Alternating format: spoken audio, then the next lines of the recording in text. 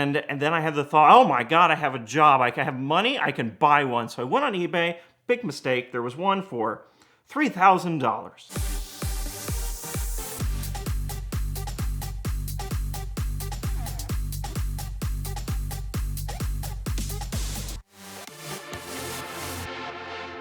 So as you may or may not know, I am sort of known on the internet as the purveyor and owner and caretaker of a bunch of obscure automobiles. Currently, I have a Reliant Robin, a Trabant, a Wego, 3 Codas. I've got a Polestar, which is probably, no, I was going to say it's my most normal car, but my most normal car is a bog standard F-150. And I've been through a couple of other oddities in the past, like a Wego and... Oh, I had a first-generation smart car that I had because it was a first-generation smart car, and the Wego is a Chinese knockoff of a first-generation smart car, so it was fun to have the two together. But anyway, that sort of thing doesn't just happen overnight. I eventually just sort of leaned into this weird car angle. So how it all started was back in 2015, I think it was. I was fresh out of college. I had my big fancy software engineering job. I had some money, and I saw a Jalopnik article. I think it was a Jalopnik article, something like, the Trabant is the best worst rally car you've ever seen. And it was a collection of clips of Trabants being just god-awful rally cars. Like my favorite one was starting from a dig. The Trabant, the guy revved the snot out of the engine, and it was 2-stroke fury, and then he dumped the clutch and it just bogged down.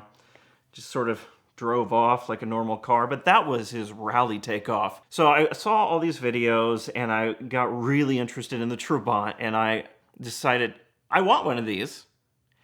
And then I had the thought, oh my God, I have a job. I can have money, I can buy one. So I went on eBay, big mistake. There was one for $3,000. It was in Miami, well, Hollywood, Florida.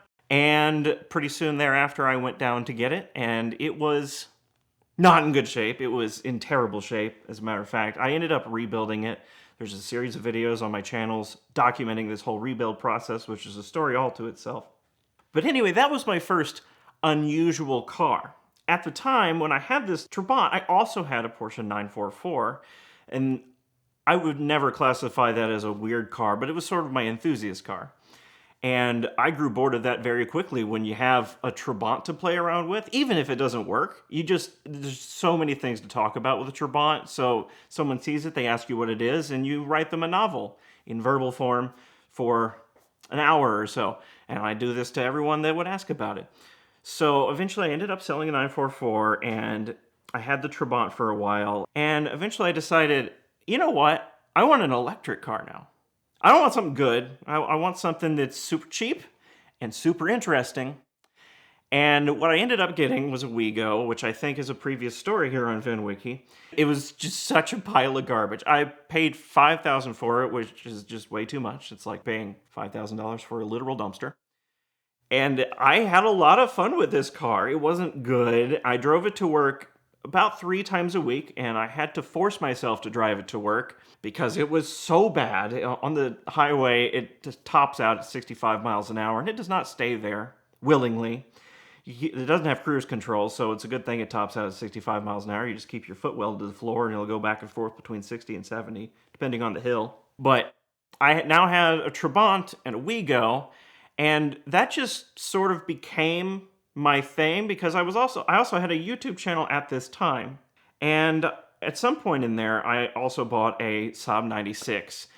Less weird, definitely on the weird spectrum, but less weird than an East German cotton ball and a Chinese sparky pile of garbage.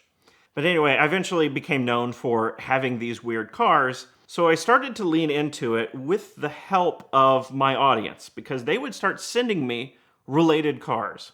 Usually things that are stupid or Chinese in a lot of the cases. A lot of 3-wheel cars get sent my way. But at one point, I had a guy who was also a fellow Trabant owner. He called me and said, hey, I've got this car that I think you would be interested in. I've had my fun with it for a while, and I think it's time to move on. And that car was a Reliant Robin. And Of course, I was immediately interested because it's a Reliant Robin. How could I not want that, especially considering my interest in these cars? Unfortunately, I didn't have the money for it at the time, which I was just really low on money at the time, and he only wanted $3,600 for it. So I got a loan from my mother to buy a Reliant Robin, which I'm not really ashamed of because I paid that back real quickly. So then I had a Reliant Robin, this Wego, and this Trabant, and things kept getting better from there because I had, again, lots of viewers just sending me these things all the time. And one day I got an email from this guy who said, "Do you want 3 out of production cars?" And they were Codas. And the guy used to work at Coda, so he had 3 of them on his property. And he said, "Yeah, I was gonna take them to the scrapyard, but I thought I'd email you about them, see if you wanted them first." And he didn't want anything for them; he just wanted them gone. So I jumped on that as quick as I possibly could. I found a friend with a 2-car trailer. I borrowed a Super Duty from my mom, and I drove to California to get 2 of them. And then came back, and then I drove to California on a separate occasion, same rig, and got the remaining 3rd Coda and another car for a friend. So then I have 3 Codas, 2 of them are non-functional, 1 of them was almost functional. I had to do some work on that, and it just keeps rolling in. And there's lots of benefits to owning and desiring oddball cars like this. For one thing, they're cheap. To date, the most expensive used car that I have purchased is on my trailer right now. I've just come back from Miami to get it. It's a Lada, and I paid $9,500 for it. And that is the most expensive one that I've purchased so far. It's not like I'm cultivating my personality so that I like these cars. This is just what I'm interested in. They're so interesting to drive around in these things that everyone smiles at, everyone looks at you, maybe the looking at you thing is not desirable sometimes, because sometimes I just want to pick my nose and not be noticed. You get lots of positive reactions and positive interactions driving these cars around. So it's just what I'm drawn to, and they're interesting to look at, all the engineering choices, all of the history behind them, especially with things like the Trabant and the Lada. There's lots of history behind those cars.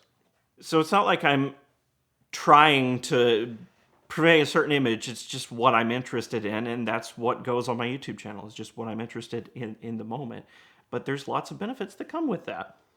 Like I said, they're cheap. I've got the market nailed down for these weird car things. You look for a review of a Wego on the internet, I'm what's popping up.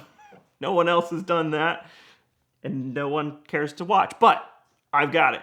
The problem that I have now, especially with this Lada that I've just purchased, is I'm running out of room. My shop is set up into 2 big rooms. It's kind of an odd setup that buildings were added over time. Anyway, in one room, I've got a whole school bus. So that takes up that whole room. In the other room that is nicely air-conditioned and climate-controlled and stuff, I've got 2 Codas, a Wego, the battery packs out of some of these Codas, so that takes up a whole car's worth of space. I've got a Trabant and a Robin, and then I have to make space for a lift and all of my tools and like a presentation area and stuff. So I'm running out of room, and you may notice that there's a lack of extra space in there for the Lada that I just mentioned. I'm going to have to park that in my house garage. I've got a 2-car garage under my house. Right now my Polestar's in there, and I'm going to have to make a space for the Lada because I don't want that thing sitting outside. What if it gets wet? It'll be sad. I've got a lot of cars on my list right now that I want to have, and I just went to pick up this Lada in Miami from a Hungarian importer, and he had a lot of the cars on my list in his warehouse. I am especially drawn to, and I don't understand this, Eastern Bloc cars. So I really desperately want a Polski Fiat. I want a Lada, but I just got one, so that one off the list there. As far as more normal cars go, I've always wanted a Caterham, but mostly anything is 2-stroke. I love 2-stroke cars. I like the weirdo electric car stuff. We're not talking about good stuff. I get people send me Wildfires all the time. It's a crappy little 3-wheeled car with lead acid batteries that was made in China. In fact, I might even be looking into one when I get home, but that's another story. But yeah, mostly the Eastern Bloc stuff, and a lot of that is not surprisingly unobtainium because I live here in America that is pretty far removed from the former Soviet Union, so I have to find people like these Hungarian importers that speak the native language, because if you've ever tried to type in Hungarian into Google Translate, it doesn't handle it very well. You know, actually, the unexceptional car enthusiast crowd is, now this may be my perspective because I'm deep in the middle of it, is bigger than you might expect. There is an entire car show and a festival in the UK that I recently got a box from a viewer from, full of stickers and merchandise and stuff. It's called the Festival of the Unexceptional, which is like totally my thing. If I lived in the UK, I would go to that every year. I've never been to the UK. I'll have to go visit that show sometime. But there's also another YouTuber in the UK. His channel name is Hubnut. His name is Ian Seabrook, and he has a lot of interesting choices in cars like I do. He's got a Reliant. No, he doesn't have it anymore, but he had a Reliant Fox, which is another fiberglass car with the same engine as my Robin. It was also made by Reliant. He's got a Daewoo Matiz. He's been through several Citroens. It's just a bigger audience that you might expect, but again, that's from my perspective. It may just be all of these people are drawn to me. Maybe I have some sort of gravitational pull for these like-minded folks, but I am okay with that. I like being the go-to person because, I mean, you like drawing people with similar interests, of course. For a limited time, Glosset's best ever DIY ceramic coating deal is back. Last year, too many of you ordered it and it broke his site for a little while. But now, just the first 2,000 of you can get Glosset's $150 bottle of graphene ceramic coating for just $69.99, and you get a free $50 bottle of their ceramic detail spray, which makes the application a breeze. So click right now at the link in the description below to get yours.